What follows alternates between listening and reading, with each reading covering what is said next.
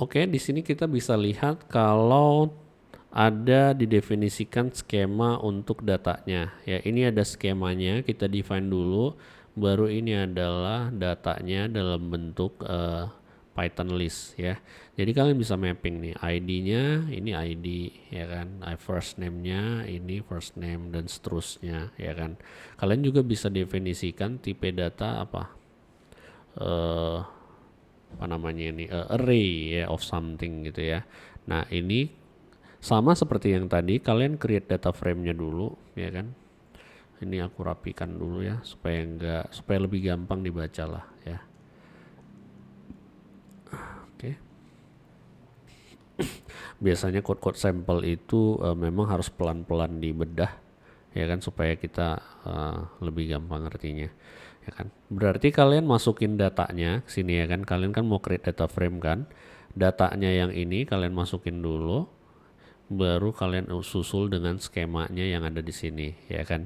Jadi dia harus didefinisikan datanya apa, skemanya apa ya. Nah, habis itu kalian bisa panggil show ya kan. Nah, ini nanti skemanya di print. Nah, sekarang nanti kalian bisa bikin kolom expression seperti ini ya. Oke, kayak gini. Nah, sekarang kita pelan-pelan aja bedahnya ya kan. Kalau misalnya kalian teman-teman masih mau lebih sederhana, kalian bisa uh, ntar ya aku coba ini aku panel right ya, ini aku bikin di right. Di sini aku jalanin jalanin PySpark aja ya. Oke, kita telaah bareng-bareng ya. Nah, di sini kan kalian harus import ini semua dulu ya kan. Jadi ini bisa kalian paste, copy ya kan, kalian paste di sini. Oke, ini udah kalian paste semuanya di sini. Kalian bisa definisikan skemanya ya, supaya kita tahu apa yang terjadi pelan-pelan. Nah, kalau misalnya kalian ketikin skema, nah nanti dia akan mengeluarkan skema yang udah kalian buat di sini gitu ya. Ini ID dan seterusnya. Nah, sekarang sudah itu kita harus mendefinisikan datanya, ya kan? Kita rapiin lagi seperti yang tadi dia buat. Yang ini kalian bisa copy. Iya, kita bikin datanya. Sebenarnya nanti kalian ngambil datanya ini kan dari database, dari file dan yang lain-lain. Tapi kita coba lihatin di sini untuk pembelajarannya ya. Kita nggak perlu bikin Spark session karena kita di PySpark ya kan. Jadi dia udah bikin sendiri. Nah sekarang kita bikinin data frame-nya, which is itu adalah bloknya ini. Oke. Ya, berarti kalau misalnya teman-teman blok df ya kan, bisa kalian tab juga di sini df dot apa nih show ya kan. Kalian mau lihat isinya apa sih? Uh, blocks ya, blocks df. Nah, kalian bisa lihat nanti dia akan menunjukkan apa nih datanya ya. Kalau kalian lurusin, nanti dia bisa lebih rapi kayak gini. Tapi basically dia membuat data yang tadi udah teman-teman masukkan di sini ya. Oke, sekarang yang kita lakukan adalah bisa kalian ngeprint skemanya ya kan. Supaya make sure semuanya nggak ada data corruption dan lain-lain gitu, make sure lagi. Nah, di sini nullable-nya false semua, berarti nggak boleh ada yang null. Di sini karena dia array, dia punya tipe data di elemennya masing-masing ya. Jadi ini memang benar-benar precise banget apa yang teman-teman mau dibuatin di sini sama dia. Oke. Dah. Oke, sekarang yang berikutnya adalah kita udah belajar mengenai buat tipe datanya gitu kan, kita udah belajar mengenai bikinin elemennya gitu kan, dan apalagi yang sekarang kita mau pelajarin, nanti kita bakalan belajar mengenai bikin expression seperti ini gitu ya. Tapi nanti dulu supaya kita bisa lebih terarah. mikirnya ya. Move to bottom lagi. Ya, kita masuk ke sini. Oke, kita switch dulu ke sini. Balik lagi ke teorinya. Oke. Oh ya, satu lagi kan kalian bisa lihat kalau sebenarnya teman-teman bisa definisikan seperti ini ya kan, author dan seterusnya. Jadi kalian nggak perlu bikin sesuatu yang memang kalian definisi panjang-panjang kayak gitu ya. Nah kalian bisa cobain juga. Kalau misalnya kalian ganti ini ya kan, ini kalian mau ganti aku nggak mau kayak gini panjang banget gitu ya, kalian bisa gantiin dengan model kayak gini ya kan, skemanya kalian bikin kayak gini ya kan. Oke ya kan, karena dia ini adalah string ya kan, dan ini adalah tipe-tipe datanya yang kalian definisikan di dalamnya. Ini sama aja ya. Kalau misalnya kalian coba bikin lagi di sini ya, kalian copy ya kan, berarti kalian timpa skemanya. Kalau kalian bikin lagi data frame-nya ya kan, kalian ngulangin, nanti tetap aja hasilnya sama ya. Jadi terserah kalian mau yang mana ya kan. Ada yang suka strong typing, ada yang memang suka generate dari string gini kan kalian lebih fleksibel karena kalian bisa manipulasi string ya kan, dan kalian bisa cari alternatif yang memang sesuai. Misalnya oh ini lebih testable, itu nanti masing-masing preference kalian tergantung dengan metode dan filosofi programming yang kalian sukain gitu ya. Oke, kita balik lagi ke column dan expression. Oke. Nah, name column ya tadi kan ya udah kita punyain. Sama kayak di Pandas ya kan, atau di RDBMS ya kan, tipenya, dan kalian bisa list berdasarkan namanya, dan kalian bisa akses namanya itu baru kalian group by summary gitu ya. Dia juga sama ya kan, karena kan ada row ya kan, which is itu row-nya, ada kolom ya.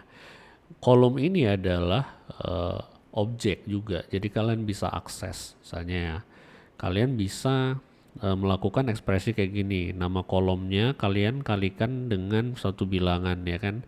Tapi lihat di sini ada expression ya. Jadi kalian ngaksesnya dengan cara seperti ini ya kan. Kalau misalnya tadi kalian lihat kan udah lihat ya yang ini. Nah, ini kalian bisa ngakses dengan cara seperti ini, expression ya kan. Hits baru kalian kalikan berapa ya. Jadi bisa dilakukan dengan cara seperti itu. Nah sekarang kalau misalnya kalian cobain, ini kan yang tadi kan array of columns gitu ya. Nah kita bisa ketikkan juga di sini ya kan, misalnya kayak gini, blocks underscore df ya, sorry. Berarti ini kalian bisa ketik columns ya kan, berarti ini nanti keluar array of ininya ya. Dan kalau misalnya kalian akses, bisa kalian akses kolomnya gitu ya. Saya call ya kan, baru kalian bikin di sini apa, ID misalnya.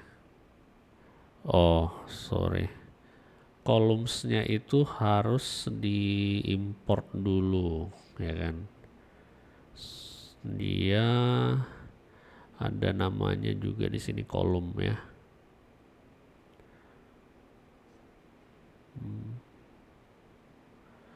Kalau di sini dia nama kolomnya apa?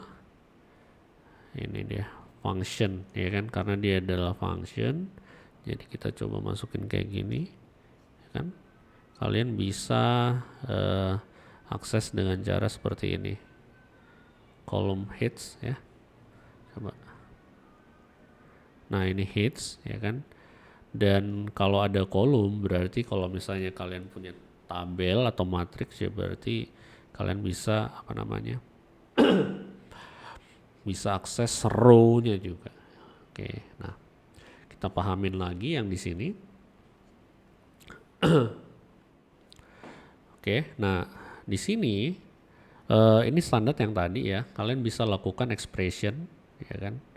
Seperti ini, ya kan? Expression, ya kan? Select expression, bla bla bla bla bla bla gitu ya. Jadi kalian bisa cobain sendiri nanti kayak gimana caranya membuatnya ini. Ini di skala ya. Tapi kalau misalnya kalian Spark tadi yang tadi aku tunjukin code-nya itu, ya kan? Yang aku tunjukin code-nya di sini.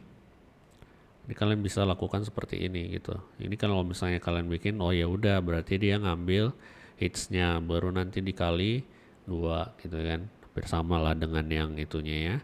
Coba kalian copy ini, baru kalian buka terminal kalian yang tadi, ya kan? Di sini kalian bisa bikin ini nih, ya kan? Nah dia bisa dilakukan. Oh berarti hitsnya berapa gitu kan? Dikali 2, ya kan? Baru nanti 2 teratas yang di show. Ini show 2 ya. Jadi lebih compact ya jadinya. Ini juga bisa kalian copy ya kan. Berarti yang kalau yang ini apa maksudnya? With column berarti dia mau bikin apa? Big hitters ya kan. Big hitters itu dia bikin kolom baru. Baru nanti kolom itu cara kalkulasinya seperti ini ya. Ya kan. Kalau ini kan kalian bedah kan kalian bisa bikin yang kayak gini nih.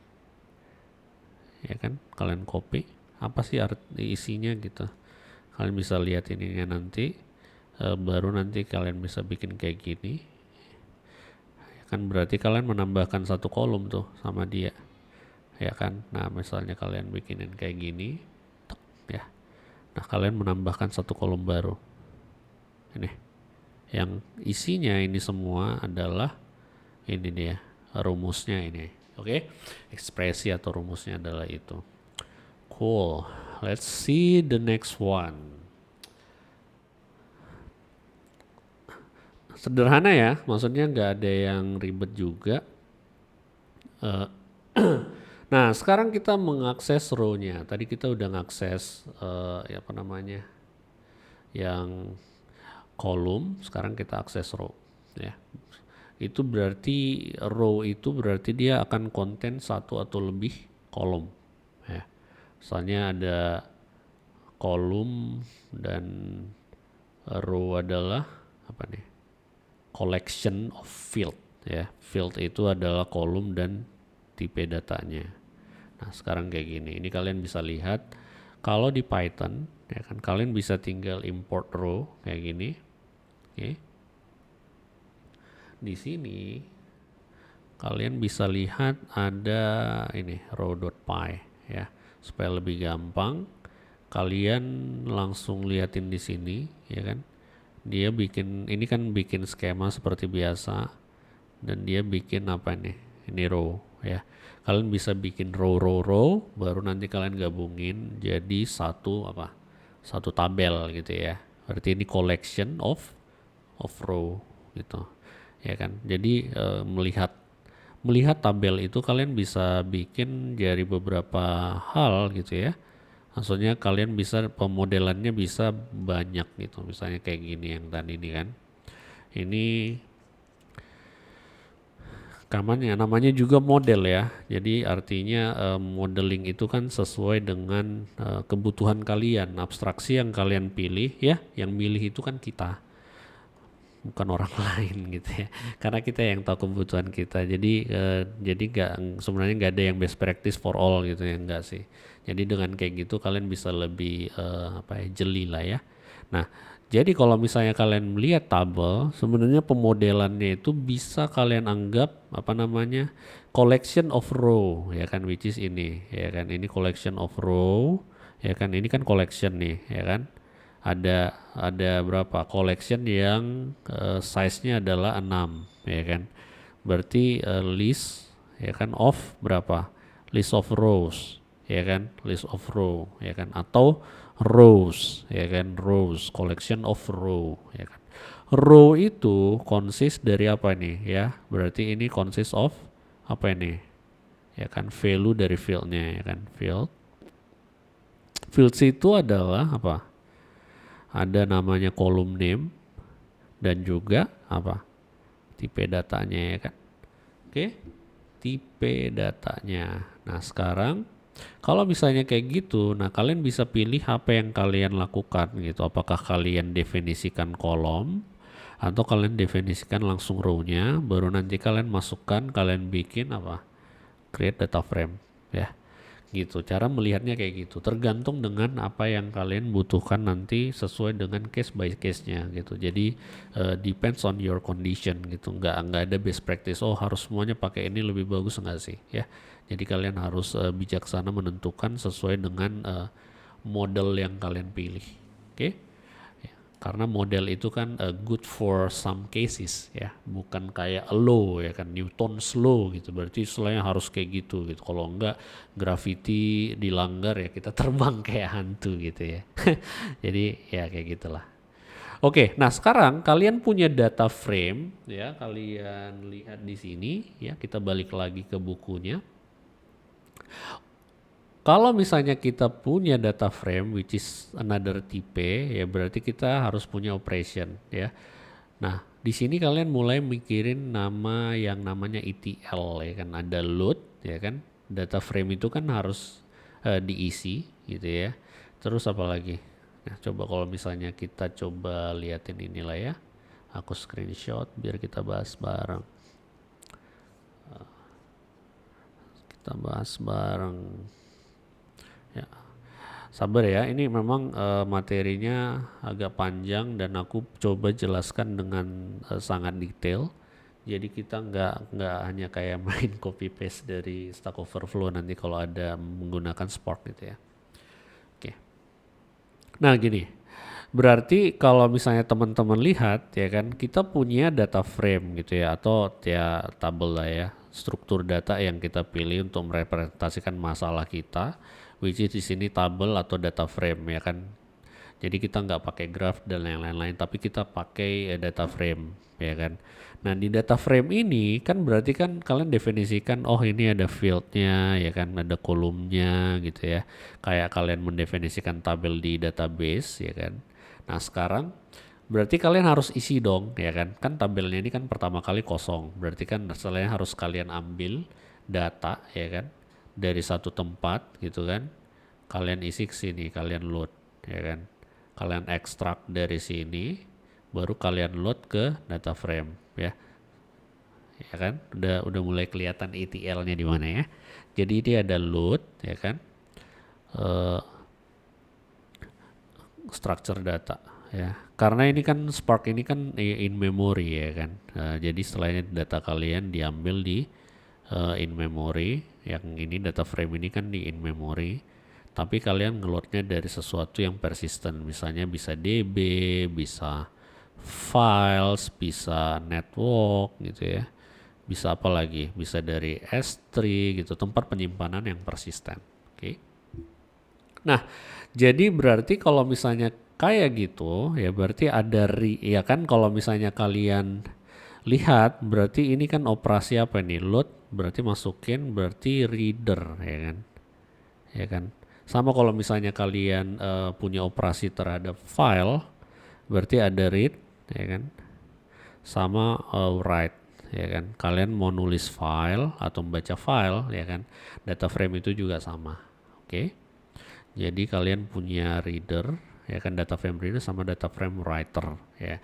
Data source-nya bisa dari JSON, CSV, Parquet, dan yang lain-lain. Jadi kalau data source file ya kan, berarti di dalam file itu kalian bisa atur datanya itu seperti apa gitu ya. Jadi misalnya kalian punya JSON ya kan di dalam file, berarti ini apa, .json gitu ya. Atau CSV berarti nanti comma separated, atau teks biasa yang harus kalian parsing ya kan. Misalnya kalian punya dokumen atau Avro atau dan yang lain-lain ya. Jadi kalian bisa punya data source, kalian ubah ke data frame-nya si Spark, baru kalian transfer ke data source yang lain. Berarti ini kalian ekstrak, masuk, kalian load ke sini, dan kalian load ke database yang lain atau S3. Kalau misalnya di sini mungkin kalian punya Oracle atau SQL Server atau Postgre, kalian load ke sana gitu ya. Jadi Spark itu bisa melakukan ETL yang kalian mau gitu ya. Spark itu bisa jadi ELT atau ETL tools kalian. Oke, sampai situ jelas ya apa gunanya ya. Jadi kalian bisa pakai RDBMS, NoSQL atau Kafka dan yang lain-lain gitu. Oke. Nah, sekarang kita bakalan masuk ke soal berikutnya ya kan. Katanya kita bakalan dikasih file CSV ya kan yang punya data dari San Francisco Fire Department calls ya. Kita kan harus define skemanya, data frame, bla bla bla karena dia punya 28 columns dan segini. Oke.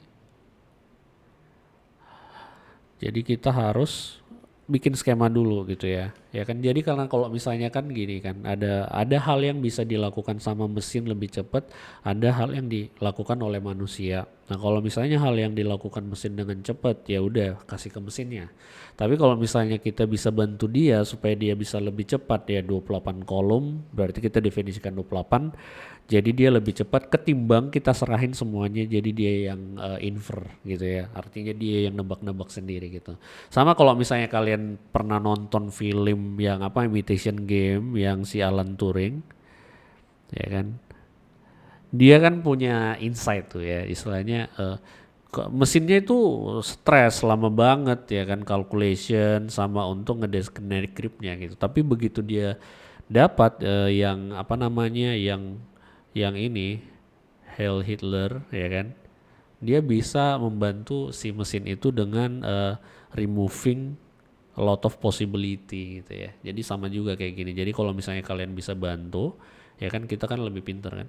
Jadi kita bantu komputer yang bego itu kalian bisa lebih optimize dia punya kerjaan ya. Jadi jangan takut sama AI. Oke. Di sini coba kita lihat lagi di bukunya. Nah ini kalian sama aja ya. Kalau misalnya kalian nggak specify ya dia nanti langsung di-infer gitu ya. Nah kan, tapi kalau misalnya kalian mau define, kalian bisa define manual gitu ya. Mungkin kalian jadi males juga kalau misalnya banyak banget gitu kan. Ya kan kayak gitu. Nah, oke. Nah, sekarang kita coba saja nge-load. Oke, nah sekarang aku coba. Dah, ini aku bikin di sini ya. Oke. Nah, di sini di rows datanya ada di sini ya. Ini coba kita lihat WC cara lihatnya gimana ya. CD data. Alasmin. Oke. Sebenarnya kalau misalnya kayak gini kan tipe datanya ini CSV ya kan. Jadi kalian sebenarnya bisa dia convert ke sesuatu yang lebih friendly lah ya. Misalnya kalian punya ini berarti kalian spark dot itu tadi tipe datanya apa CSV ya. CSV dia letaknya di read ya. Cara bacanya seperti itu read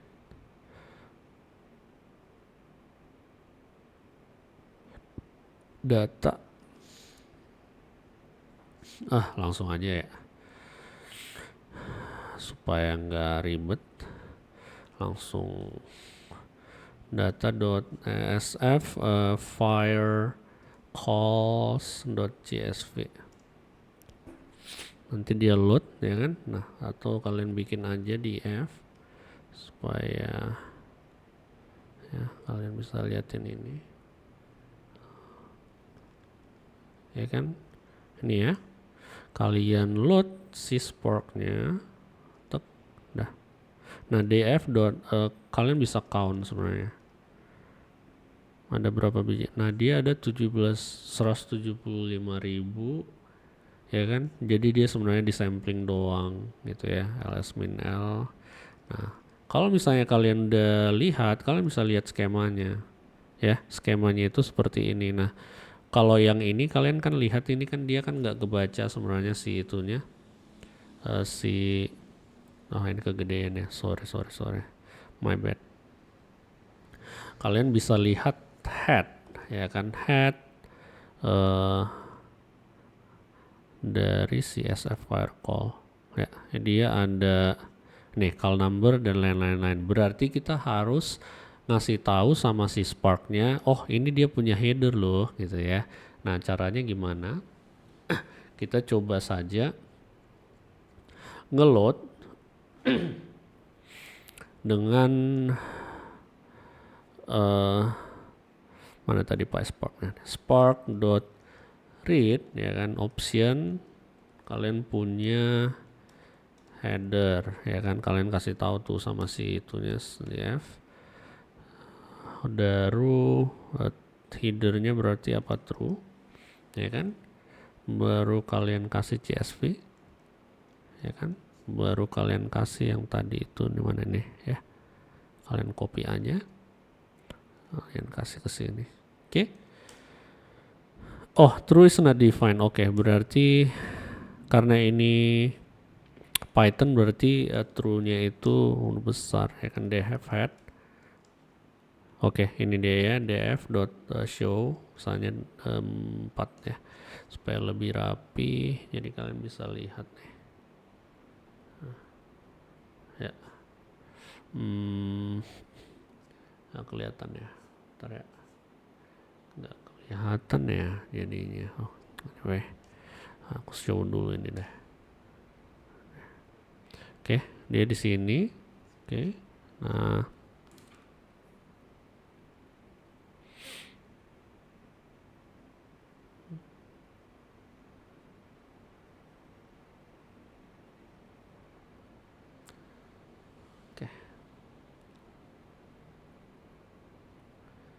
oke, nah, kalian udah bisa lihat ya. Nah, dengan kayak gitu kalian udah bisa ngeload dari CSV yang di sini dan lakukan operasi yang sama seperti yang kalian pernah lakukan sebelumnya, ya kan? Jadi nggak ribet ya. Jadi kalian ada data source, baca dari Spark-nya, baru nanti kalian olah-olah gitu. Kalau ini kan dia udah pakai yang kalian lihat yang tadi ini. Kalau misalnya yang kita lihat di bukunya, dia kan define satu-satu tuh, ya kan. Jadi dia infer, baru dia baca gitu ya, dan dia balikin data frame-nya, sama aja sebenarnya. Tapi kalau misalnya malas, ada yang rajin, dan hati-hati kalau misalnya kalian melakukan otomatis langsung si Spark-nya yang kalian suruh nge-infer, kalian harus verifikasi lagi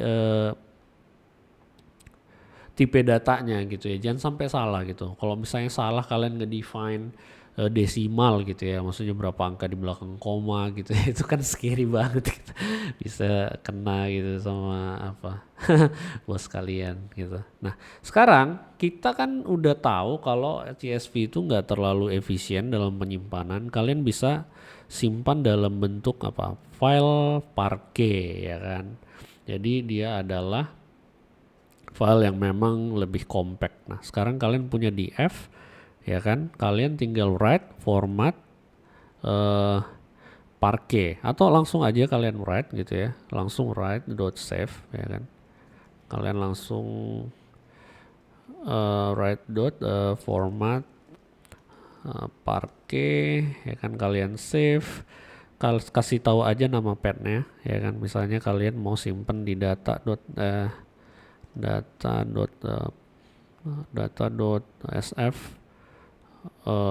fire call .parquet ya. Nah di sini kalian bisa lihat tuh, ini dia udah dibikinin ya kan, sama seperti yang kita kemarin jelasin ya. Nah ini dia bikinin file Parquet-nya ada 2 karena di sini partitionnya baru hanya 2 doang ya. Kalau misalnya kalian mau repartition bisa juga, nggak masalah. Okay. Oke, kita kembali ke bukunya.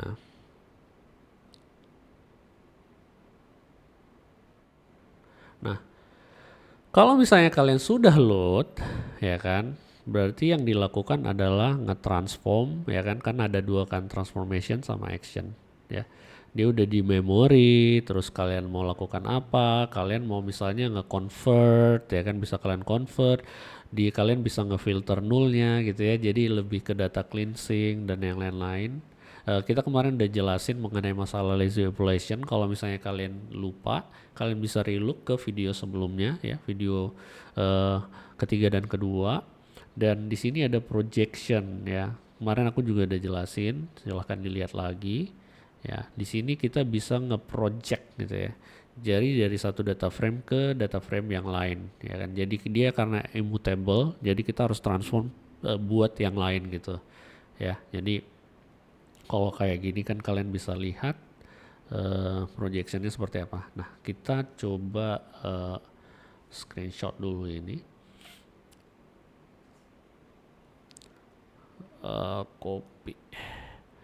Copy, taruh di sini.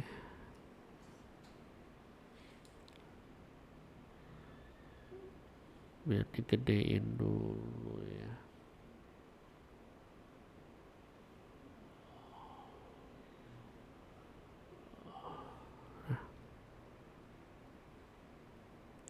Oke, ya kan, projection dan filter. Nah, ya kan, return only rows matching relational, ya kan. Jadi projection itu ada select, ya kan, artinya kalian ngambil kolom-kolom yang tertentu aja. Ada juga filter, ya kan, atau where, ya kan. Jadi kalian nggak mau semuanya di load, tapi kalian hanya ngefilter kondisi yang kalian pengen ya. Nah, di sini kalian bisa lihat nih. Ini adalah apa nih? Ini kan kita tadi udah load ya kan dari read CSV, ya kan, baru kalian convert ke Parquet. Nah, dia pingin nge-select incident number ya 3 field ini doang, ya kan. Dan dia pengen cari tahu yang call type-nya, ya kan, medical incident. Ya kan, jadi ini kan fire department, ya kan, firefighter, ya kan. Jadi kalian bisa filter yang tipenya medical incident ya. Oke, kita coba aja ya. Nah, kan tadi kalian udah load nih data frame-nya, ya kan. Kalian misalnya kalau mau lihat field apa medical medical DF, ya kan, kalian mau lihat data frame-nya, select ya. Misalnya kalian select incident number dan apalagi available DT TM, ya kan, TM, dan juga call type, ya kan, di mana, ya kan, di mana kalian select ya, karena dia bisa diulang ini, kalian bisa ya select apa, kalian select tadi udah ya, sorry bukan select tapi where, ya kan, kalian akses, ya kan, kolom apa yang mau kalian akses. Jadi kalian bikin call type-nya, langsung aja kalian bikin kondisi yang ngefilter dia, ya kan. Oh ya udah, kalian pengen medical incident gitu ya. Coba kita lihat medical df dot karena ini kan lazy loading, jadi dia di sini belum dieksekusi sama sekali. Kita harus eksekusi actionnya gitu ya. Nah, actionnya kita coba di sini adalah show, ya kan. Dia nanti akan eksekusi dan create someone false. Ya. Nah, ini dia. Jadi yang kalian lihat itu adalah sesuatu yang diseleksi ini, dan call type-nya apa? Yang bukan, ya sorry ya, tadi yang bukan medical incident. Tadi ini namanya salah juga sih, sorry. Jadi yang bukan medical incident ya. Kalau misalnya kalian pengen yang memang medical incident, ya kan, berarti kalian bikin ini jadi sama dengan ya. Ya kan? Ya, nah sekarang kalian bisa eksekusi nih Dah, ya, kalian lihat di sini semuanya yang medical incident. Oke, interesting. Nah, sekarang aku coba lihat dulu what's next. Kalian juga bisa bikin yang misalnya kayak distinct gitu ya. Misalnya kalian mau buat fire department. Coba tadi apa namanya? DF data frame ya. df.select. Misalnya kalian pengen cari yang tidak null, ya kan? Kalian mau hitung yang nggak null, ya kan? Nah sekarang berarti where call apa nih? Call type. Karena kan kalau misalnya kalian nanti berjuang di lapangan ya kan, banyak itu tipe-tipe data yang apa null, salah tipe data gitu kan. Nanti kalian harus bisa tuh lihatin ini kayaknya datanya nggak balance gitu kalau misalnya machine learning gitu kan distinct. Jadi kalian lakukan preliminary fire def preliminary checking untuk verify datanya ini oke nggak, datanya ini perlu dibersihin nggak gitu ya. Dan kalian bisa bikin kayak gini fire df dot kalian lebih 10 false. Oh sorry, kebiasaan Java. Nah ini dia ya, call tab-nya apa, dan kalian tunjukkan 10 yang tidak null. Oke, seperti itu dia. Oke, nah sekarang kita masuk lagi yang lebih menarik di sini, renaming and adding column ya. Jadi data frame itu kalian bisa transform ya, kalian bisa adding dan removing ya. Di sini kalian bisa lihat, misalnya kalian lihat aku mau rename kolom ini jadi kolom ini gitu kan, karena kan kemarin kan kita bilang dari satu data frame kita bisa transform dia dengan projection ke data frame yang lain ya, accent gitu ya. Jadi dia immutable, nggak diubah-ubah gitu. Jadi yang ini dia nggak ngubah, misalnya kalian drop, adding sama yang lain, dia nggak ngubah data frame yang ini, tapi dia bakalan tetap bikin data frame yang baru di sini tetap gitu ya. Itu penting banget konsepnya. Functional ya, immutable. Misalnya gini ya, kalian pengen dia lebih readable karena biasanya kalau ada perusahaan yang bikin data field name-nya itu cryptic banget gitu ya. Ya mungkin alasannya security dan lain-lain, cuma ya supaya singkat gitu ya. Jadi ada yang tools yang memang nggak nerima kalau fieldnya itu ada spasi gitu, ya kan. Jadi kita bisa lihat di sini ya kan, incident number ya udah berarti kita convert jadi insiden, hilangin spasinya gitu ya. Bisa problematik gitu ya. Terutama kalau misalnya dia mau di save ke Parquet file. Nah ini tadi ya kan kita punya file df, baru dia nge-rename apa? Ya ini jadi apa? Diubah jadi gini ya. Baru nanti dia di select yang field yang baru apa nih, di filter ya kan, ini filter kan ya kan, filter yang lama delaynya ya kan, respon time-nya lama gitu. Jadi kalian bisa lakukan select gitu ya, tapi kalian rename dulu ya kan, dan kalian bisa lakukan yang lain lagi ya. Kalian bisa coba-coba sendiri lah ya di sini ya. Ini ada beberapa sampel, ada yang nggak disertakan, tapi dengan ini kalian bisa langsung coba ketikin aja sebenarnya. Kita coba percepat supaya tidak lama, karena materinya banyak. Ini udah sampai mana ya? Oke, kita ada di sini ya kan, data frame ya. Common data frame-nya ya ada convert, ngedrop kolom, terus aggregation. Ya aggregation ini yang penting nih, coba ya. Bisa kalian group by, count, order by gitu ya. Jadi misalnya kalian punya kayak gini. Ya. Ini bisa kalian eksekusi dengan fire di f dot, ya kan, kalian select apa terserah ya. Terserah kalian gitu ya.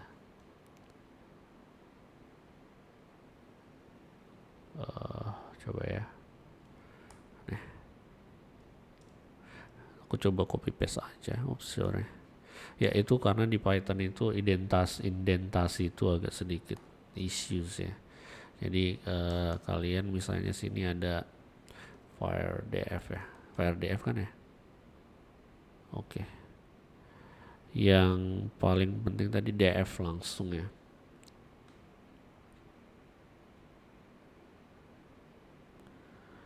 Oke, incident date.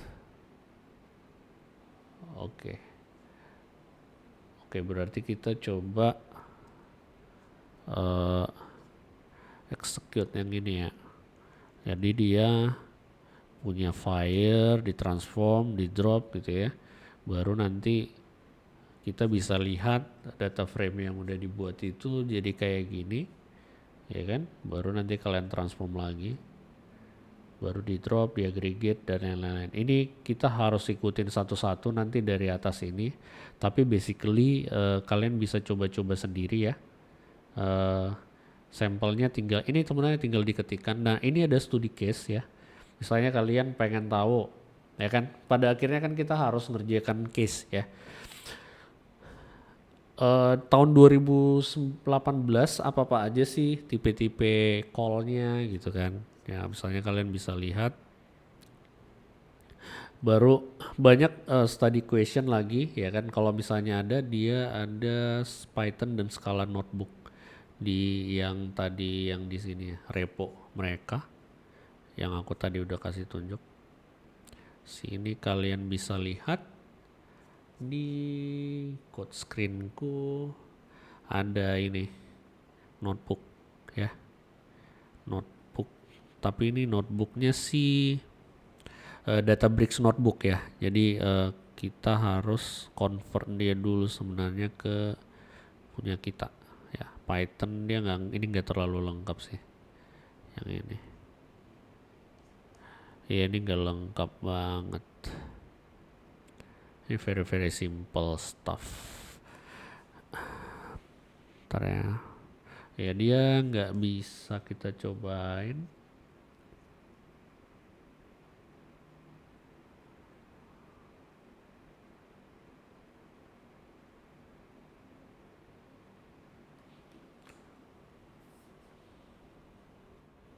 Ya kalau teman-teman mau coba-coba ya bisa sih kita cobain. Ntar ya kita cobain. Tadi kita udah yang firefighter ya, firefighter. Di F-nya yang mana tadi ya? Oke. Nah sekarang coba aggregation gitu ya, aggregation, call type, bla bla bla ya. Coba kita lihat. Aku ganti screen dulu. Coba ya. Ini kan kalau misalnya kalian lihat, kalian lihat kayak gini, bisa di copy. Ya. Kalian bikin scratch file di sini. Ya kan, ini kan df ya.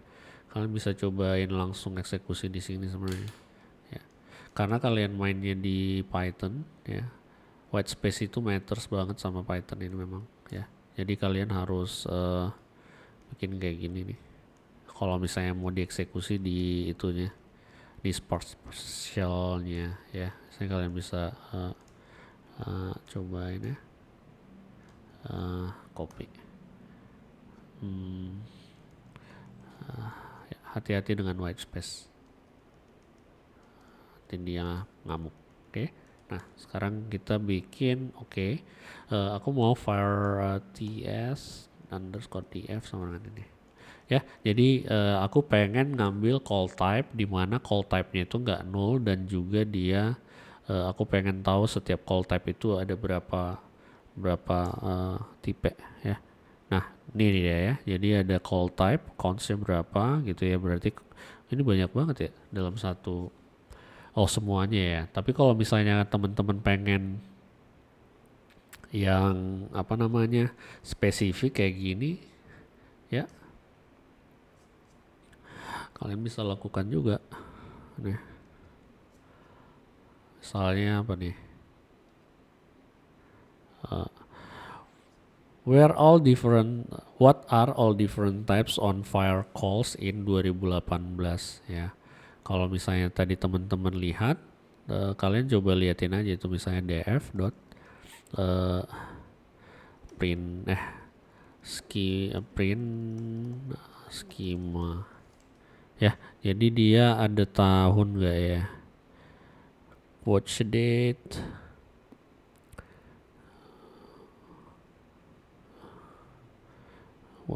Nah, ini call date ya. Jadi kalau misalnya kalian lihat di F, kalian mau ngambil call show saya satu. Nah, ini call date-nya tipenya ini. Tapi kalau misalnya kalian lihat skemanya, ya kan karena kalian harus tahu skemanya itu apa supaya bisa kalian parsing juga. Dan masalahnya adalah di sini dia tipenya string gitu ya. Jadi kalian harus parsing, ya kan. Tapi awalnya kalian harus tetap convert dulu gitu ya. Kalau enggak nanti kalian nggak bisa ngolah juga.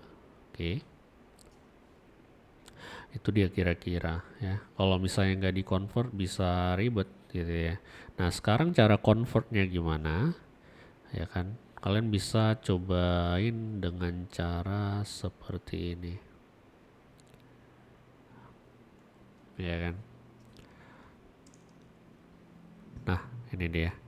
Ya kan, dia bikin field baru, terus dia bikin timestamp, ya kan, dia convert nih call date-nya, ininya gitu ya. uh, Sorry, ini kayaknya salah.